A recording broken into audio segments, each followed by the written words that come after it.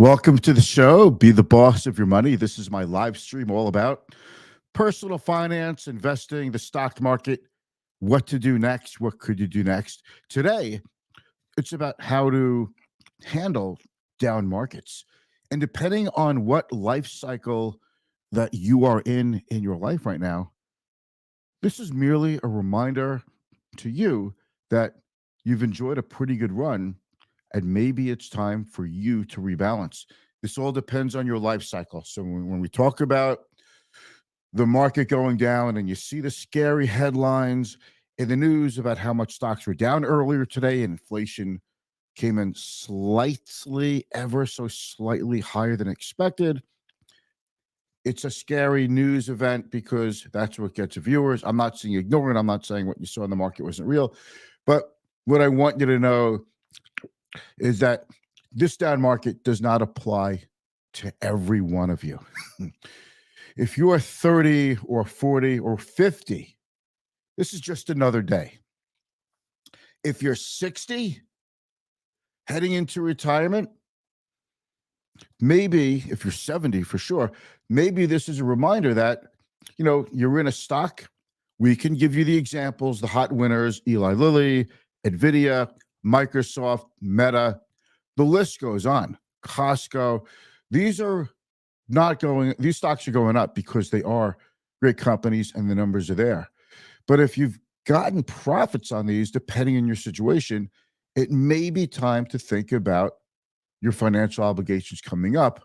And could you handle a significant decline in these stocks and give these gains back? Remember, in 2022, NVIDIA was down by half in spite of it being the great company it was. So don't think for a second that, the law of down markets has been repealed.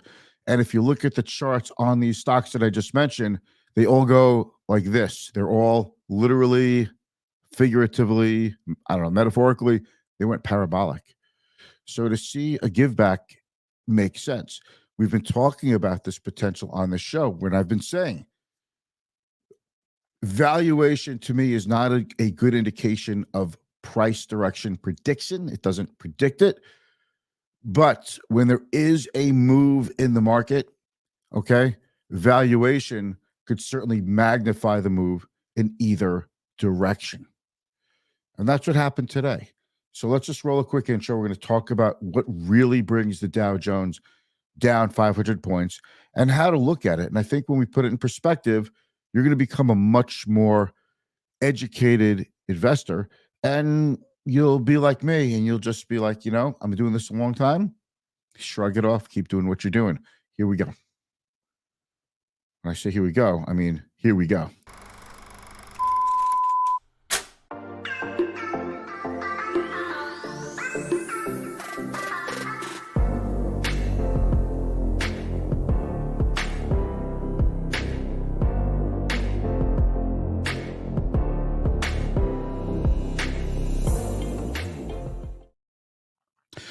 Thanks so much for watching. If you weren't sure, once I am done with the live stream, it stays on my timeline, so you can always watch it in the replay. Come back to it, check it out. If you have any questions about what we're talking about, please ask me in the comments. If you have a question, there's a good chance others have the same question, and we all learn from it. Don't be shy.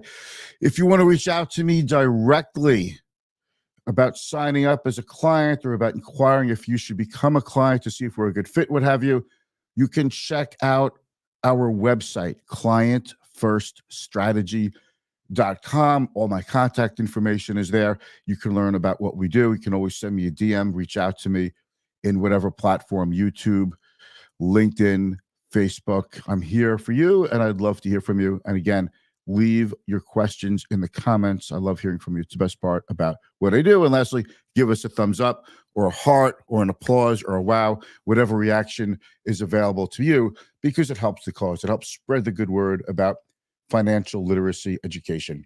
We had a down day today. Great. Kind of scary because we were hitting new highs, and it seemed like, I said this in the beginning of the year, we're going to be hitting highs. It's like boring. It's going to become so boring. Just, new high. Of course, you put money in the market, you make, it's fun. but it doesn't get your blood boiling, doesn't get your blood pumping, right? We finally, well, we finally have a down day, and for a pretty good reason. Now, was today a severely down day? It looked like it could have gone in that direction. Remember, when the market was tanking right before COVID, very early 2020, if you recall, the market started to tank and we're having these, down 800, down 900 points. These were 5% plus moves in a day. I mean, literally, the stock market shut down for short periods of time to help the market. Circuit breakers kicked in to help better align buyers and sellers so the market doesn't go into complete free fall. What you're seeing now when you hear 700 points or 500 points like it was down today, you're talking about an index that is pretty darn close to 40,000. So not really a huge deal. And when I tell you how this number is calculated, which we're going to go into, I think it'll give you a better understanding of what's driving this and why I'm not so worried about it. Okay. A few reasons I'm not so worried about it. My time horizon is still way out. I'm 56. I still consider my time horizon to be way out. And I plan on doing what I do for a good long time. I love doing it, and it keeps me going. It keeps me alive and keeps my mind sharp. I enjoy the people. I enjoy the rush. I enjoy the financial planning. I enjoy the technology. I enjoy the people. I love the clients. It's really I'm doing what I love to do. However, if your time horizon isn't as long until the time when you need your money to start converting your investments into income, let today be a reminder that there's a time to rebalance. I remember 2 summers ago, I was talking to a couple of boomers, gentlemen in their 70s. I was at a backyard party, and they were like, oh, the dividend stocks. They loaded up in dividend stocks, and their dividend stocks were getting crushed. Just because, I've never seen the cohort of the boomer age take more risk than what they're doing today. Now, part of it is justified because if we're going to live longer, longevity becomes a bigger risk. Sounds funny to call longevity a risk. It sounds like a good thing, right? But there are risks of running out of money because we're living longer, and now with injections to help you lose weight, things like from Ozempic and Wegovy and Mounjaro, all these GLP injections. I could see the population living even longer because there's so many deaths related to obesity. I digress. So it depends on where you are in life. Should today be a cause of concern or not? If you are close to needing your money for financial obligations, it wouldn't mean that you have everything out of the market anyway. In many cases, some cases it could, but usually not. Usually, let's say you're 72 years old, 73, let's say you're going to start taking your RMDs. You still would have money typically in the market because you could live another 20 years or more. So you still want to keep the money growing. Now you could say, well, how is this growth when the market goes down? Well, the market has always gone down and it's always recovered and gone back up. It's long-term. You could have more growth potential, but you also will have that with more accompanying volatility. The volatility is not an issue when your time horizon is far in advance. But if you have, 1.5 million in your IRA and you need to take out 150,000 and it's all in the market and your account goes down 10%, well, now your account is worth 1.35 million. And if you take out $150,000, you're taking out more shares and a bigger proportion of 1.35 million than when the account was 1.5 million. So you start to get clobbered by the sequence of negative returns, meaning that even when the market comes back, it's going to be much harder, if not impossible, for you to recover because you're selling too many shares. That's an issue. So there's all kinds of things you talk about. But even, I have clients who are 80 and higher. They're still invested. There's not as much as someone who's 40, of course, but they're still somewhat invested for growth because we are still planning on going on a longer time. Now, things change. If someone's health changes for the worse, we have to consider what we're going to do.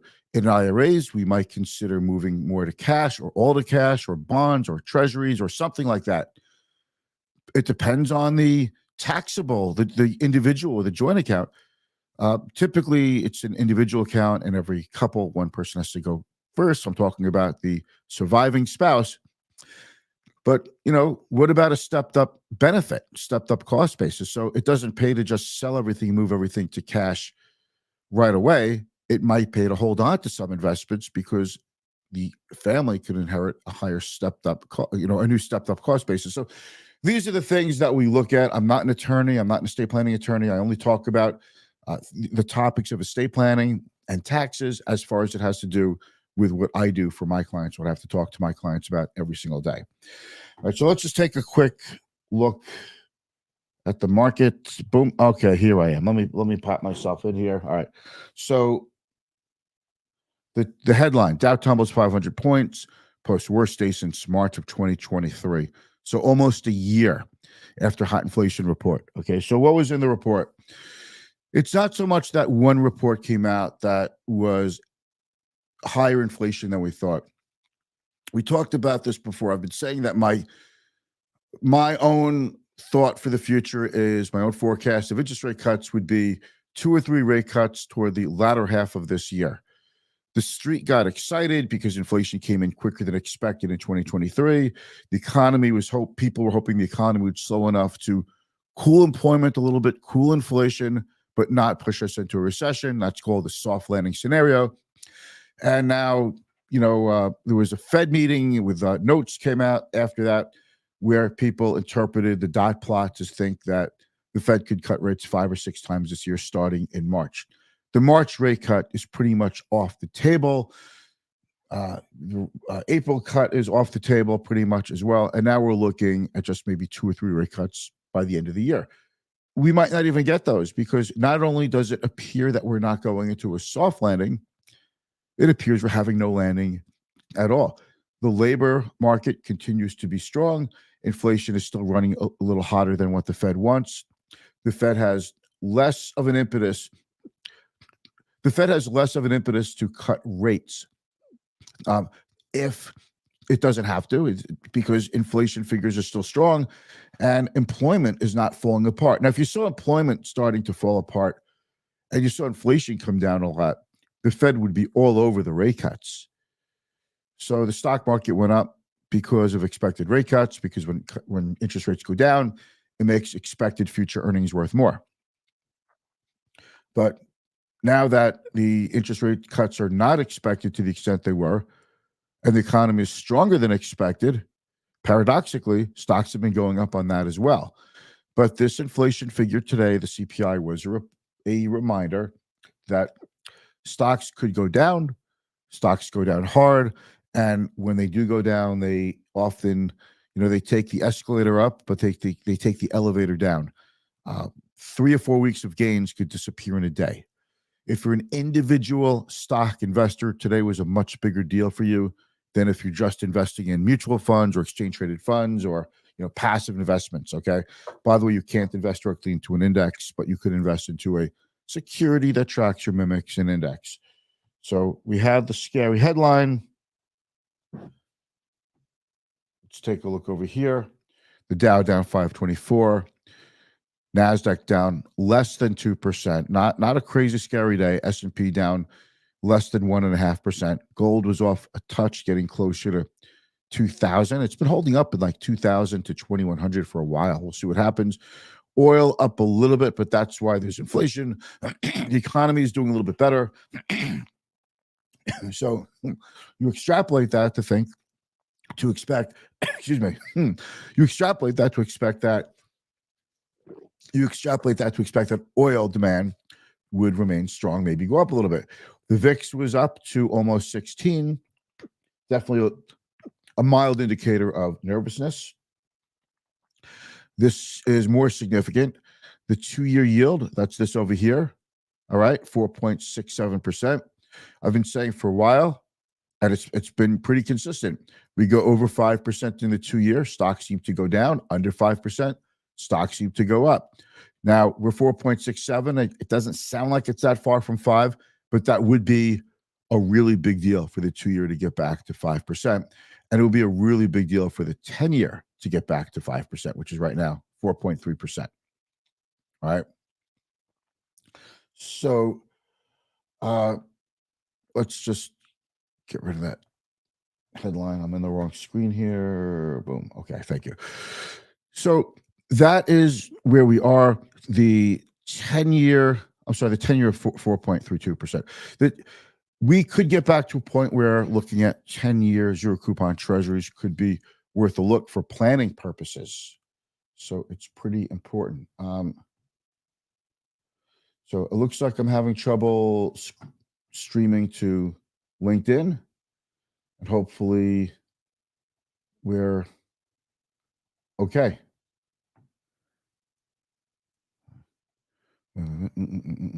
Hopefully we're okay. It looks like LinkedIn has been okay. All right. That's okay. I don't know if we're streaming to LinkedIn or not. So if you're watching on LinkedIn, I hope this isn't messed up, but you could also check me out on our Facebook business page, Client First Strategy, and my YouTube page, Client First Strategy.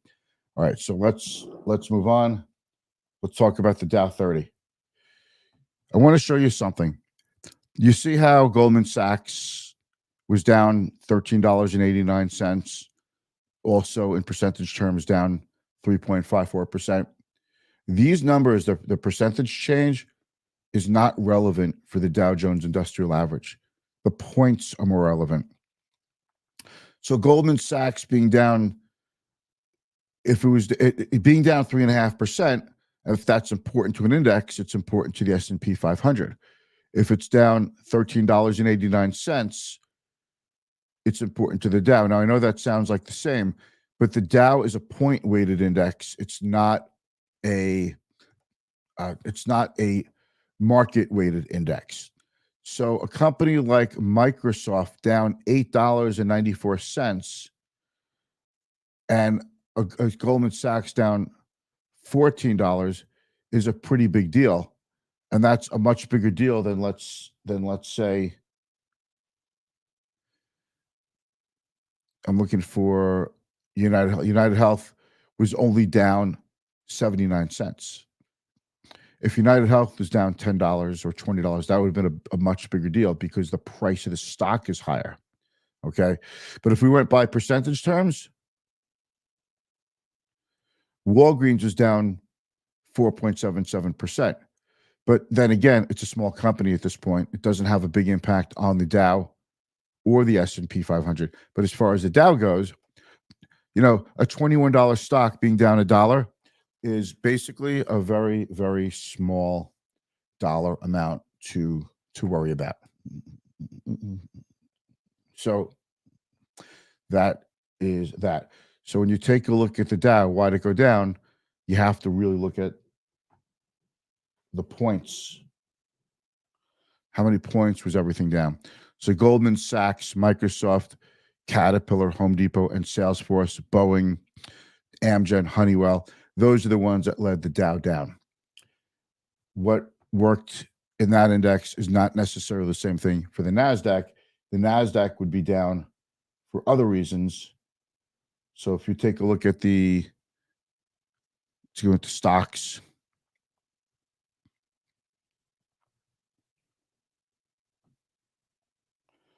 I want to go into, winners and losers. It takes a second and probably didn't have to do this now.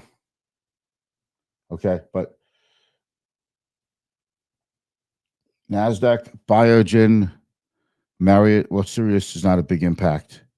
But if we want to go to most active stocks, biggest movers, that's a place to check out why the major averages were down. Okay, not to say that stocks weren't up. There were plenty of stocks that were up today, but if you look at what was down today, this is what pulled the NASDAQ down and the Dow. So anyway, that's enough of that. I thank you for watching and keep on keeping on. This event today, the down market today, worst day in almost a year.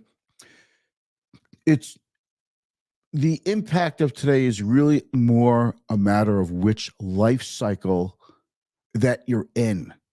If you're older, if you're younger, if you're closer to the age when you convert your investments into income, it's a bigger deal.